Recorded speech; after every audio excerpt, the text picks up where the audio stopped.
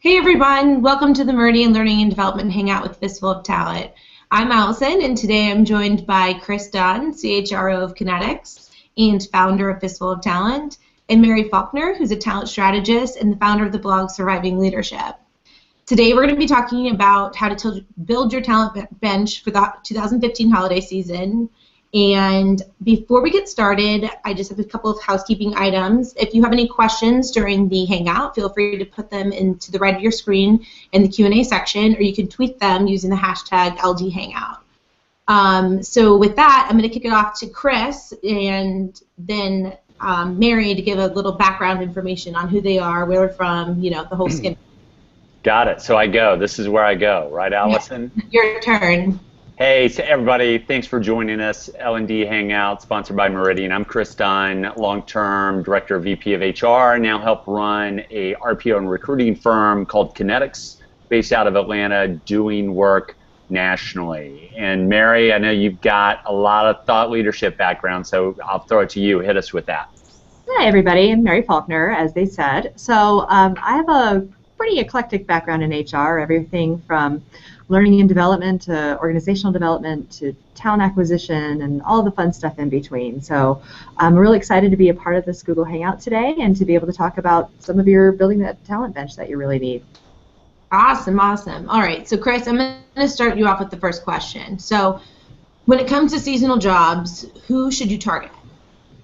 Well, I think, you know, the reality behind like hiring for a Christmas season, for example, which is kind of what happens in America, is, you know, we're coming off of like a time where it was a little easier to hire, and it keeps getting incrementally harder for those seasonal workers. You know, if you look back at the recession, you know, 2008 holiday season, 2009 holiday season, 2010, pretty easy. A lot of people in the labor market willing to be flexible with you. Now, people will disagree on when that recession ended or if it's ended.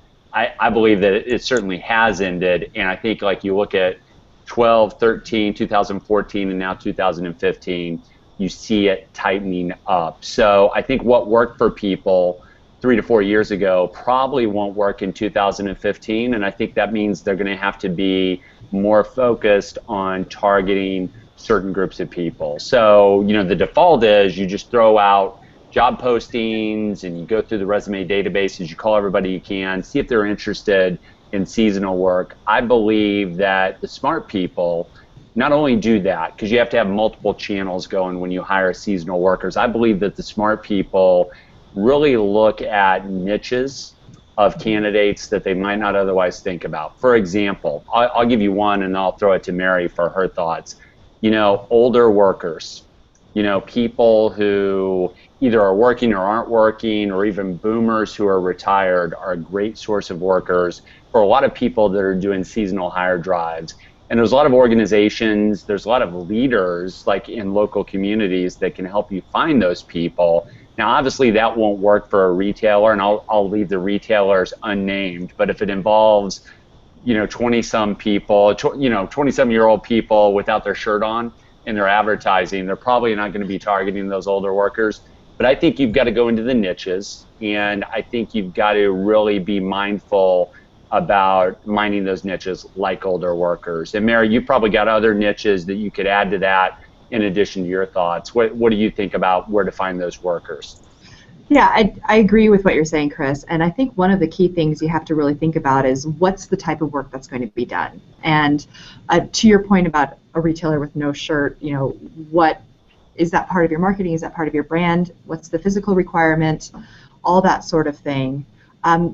You know, one of the things that I found to be really successful is using that employee referral process to find out who's out there who's looking for seasonal work. Obviously, you're going to be doing your marketing, be doing your recruiting from that aspect, but one of the things that I've really found is there's a challenge in, especially when you do have a down economy, of people, they'll take any job that you hand to them with an expectation that it's going to be a longer term. So being really upfront about this is the job, this is the terms, it may or may not turn into something longer, that's really going to be driving it too. So you might be targeting college students home for holidays who, you know, for example, the University of Denver, which was my alma mater, yay, we had 6 weeks off between Thanksgiving and New Right. Year's. So that was a good, solid block of time to be able to hire those college students, looking at high school students, looking at whoever it might be. But I love the idea of looking at retired folks who just want to get back into the workplace for a little extra money,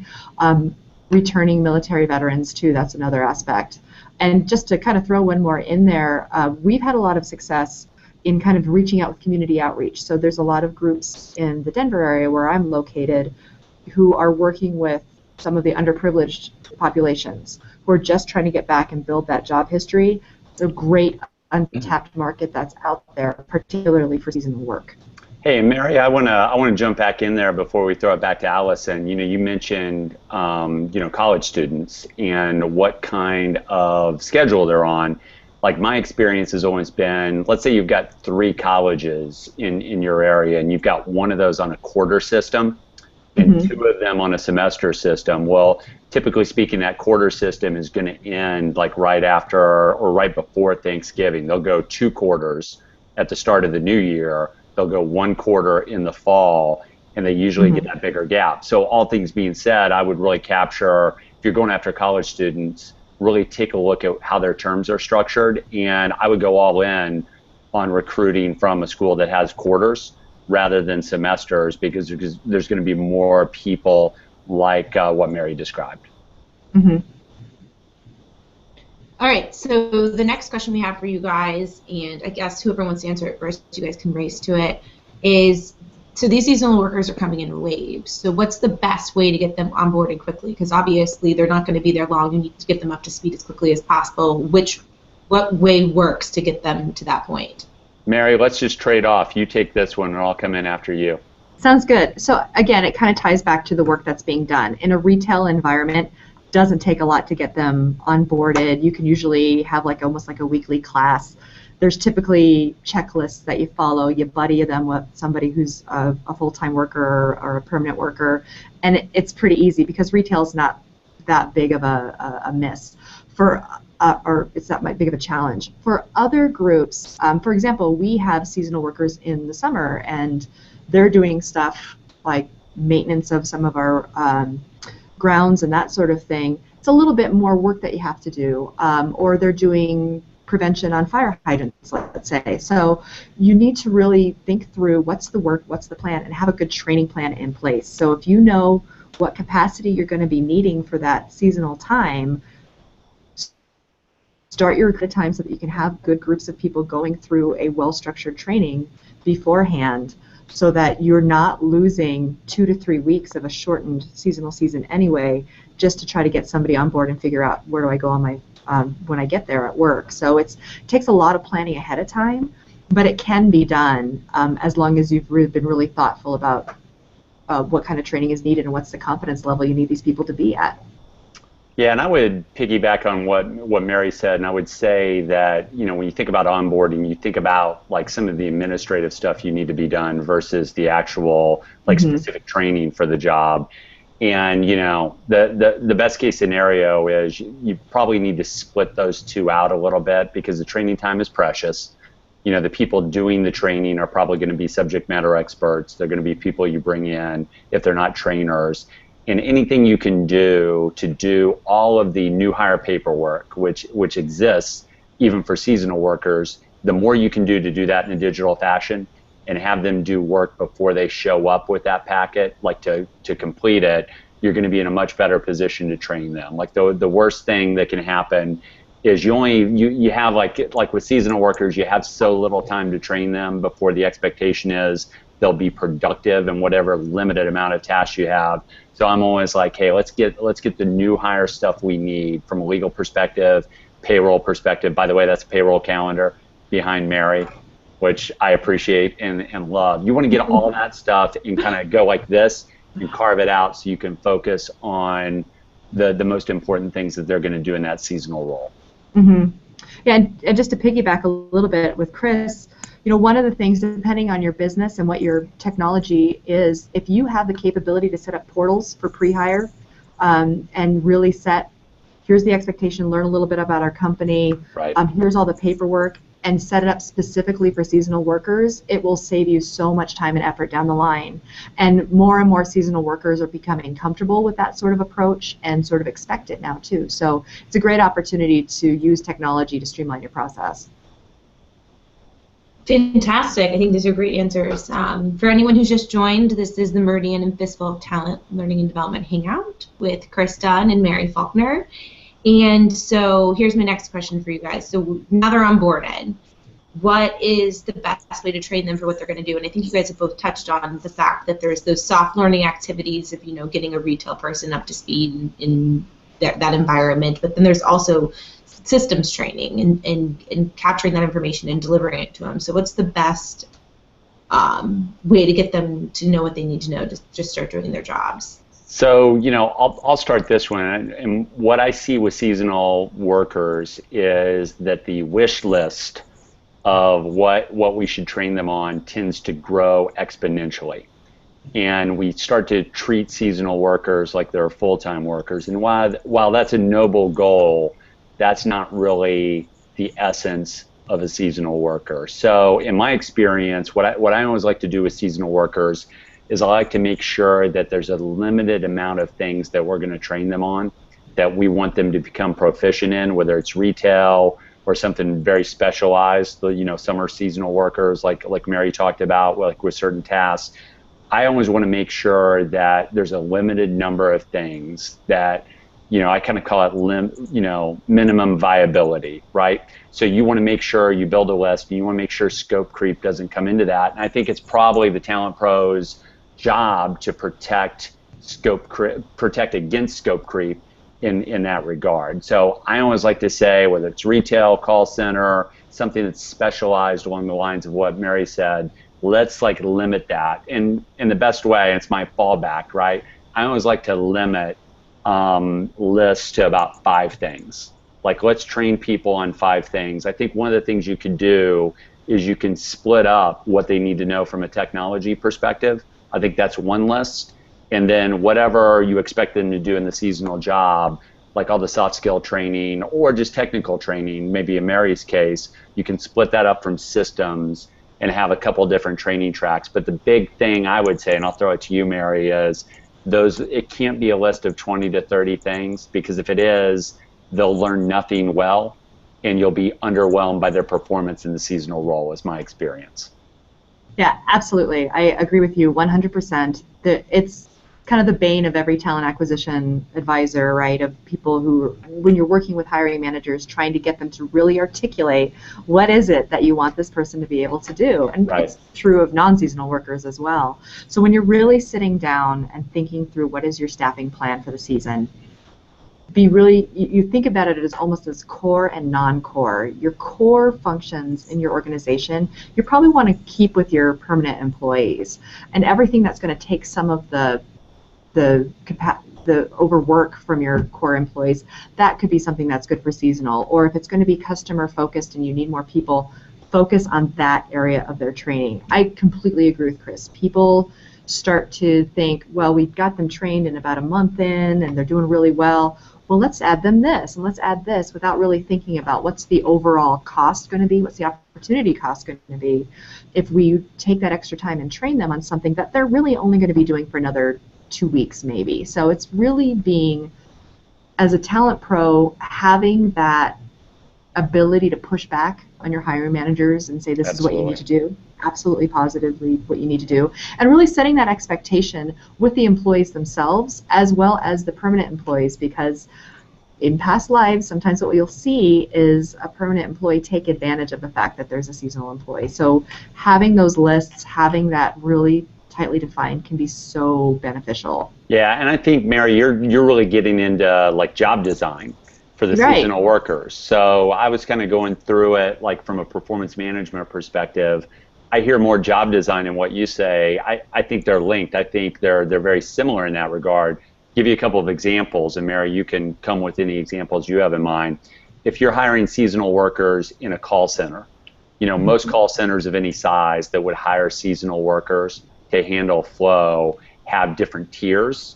They have different types of tracks of calls. So let's say you've got different types of tracks of calls. You would pick probably the simplest call to train someone on. Not that they have to understand everything about your product or service, but they only have to understand a couple of things, and you really specialize your tiers and focus your VRU to deal with that. On the retail side, just think about what people do in a retail store. Well, they greet, they help, and they check out, right? So training people to be good greeters and good ambassadors versus training a seasonal worker to check out probably depends a little bit about what they're best at and what their skill is. But I think doing that type of job design, Mary, I think that's a great point.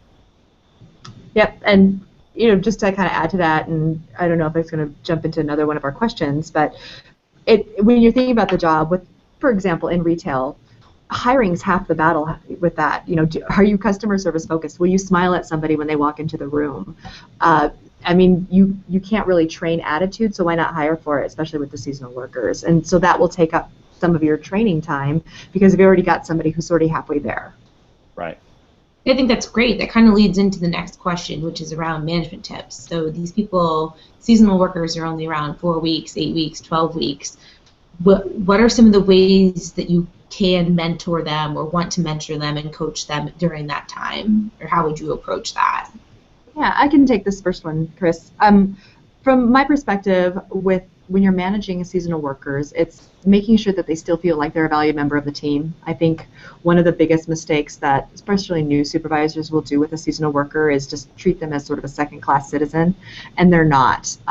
Tell a story from my past. I worked at a Warner Brothers retail store back in the day, and one of the really great things that group did is we would have Christmas seasonal workers, and they were treated just the same as every other employee. They were included in all the team meetings. They were introduced just like they were a new employee, and it was really about making sure that the team understood that they still were a team.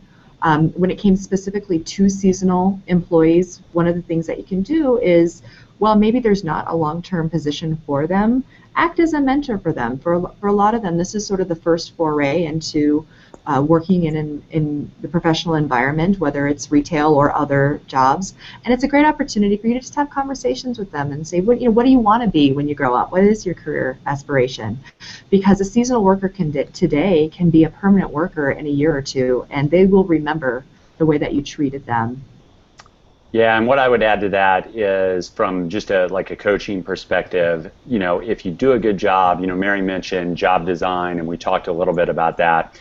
If you really focus them on a few things, you really want to focus your managers and your supervisors to understand what they've been trained on, what the expectation is, and to really try and limit scope creep once you go live on the call center floor, out in the field, in a retail store. You want to manage against scope creep at that point and say, hey, all you're looking for in this person is for them to do these 3 or 4 things and to do these things well. That's it. Now, I totally agree with Mary. You want to mentor them and try and suck them in if they're a really good candidate, whether you have an open position or not. You want to suck them into being interested in the full-time position. You also want to get callbacks for the next season.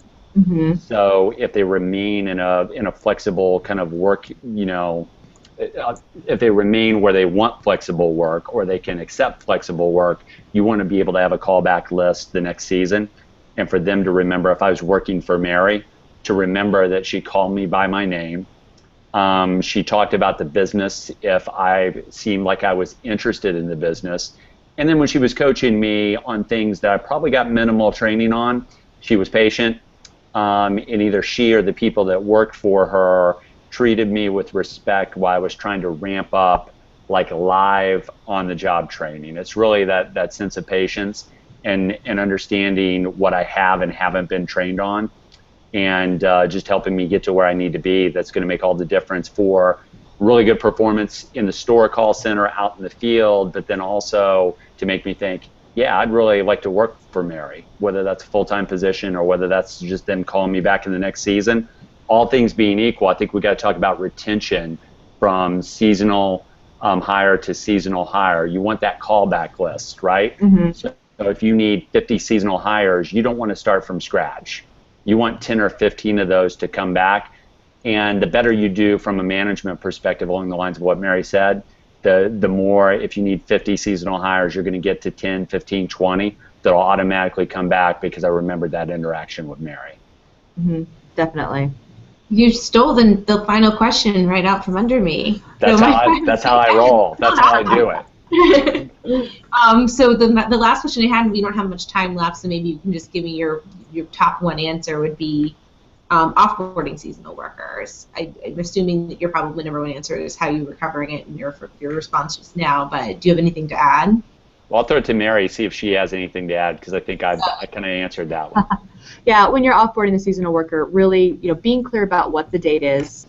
There is sometimes a challenge with the date shifting, but just be really in good communication with them about what their offboard date is going to be, and then make sure it's a positive experience. Keep their contact information, explain to them what the seasonal need is later on, because I can tell you just for our summer seasonal workers, we have probably about 80% who are repeat seasonal workers because of the way that they're trained, how we treat them, and the job itself. So anything that you can do to save yourself work down the line, absolutely, I agree with Kris. And I'll throw one more thing in there. Don't forget, let's say it's a Christmas season, because that's what a lot of people have to deal with. Don't forget, if you're doing internal communications, you're talking about what's going on in the company, a great idea is to do some email marketing to everybody who was a seasonal worker for you. Just throw together a newsletter, or throw together some links and send it to them and say, hey, we're thinking about you. We really enjoyed our time with you last year. Be sure to look for full-time opportunities. And if that doesn't work out for you, for whatever reason, we'd love to have you back next season. Just doing that like twice a year will get you from 10 to probably 20 out of the 50 you need, assuming they're available. Yep. Yeah, I think that's fantastic. All right, well, I just want to thank both of you for joining us today, and I'm going to make one shameless plug because Kris will be on tour with us this summer. We're hitting Alexandria, Virginia, and Palo Alto, California with the Meridian with Learning Without Limits breakfast briefings. So if you want to see him and a couple other folks from Fistful of Talent, there's information on our website, www.meridianks.com. Absolutely. Thank you. I'll see you guys later. Thanks, Allison. Thanks, Mary. Allison. Thanks, Bye. Kris.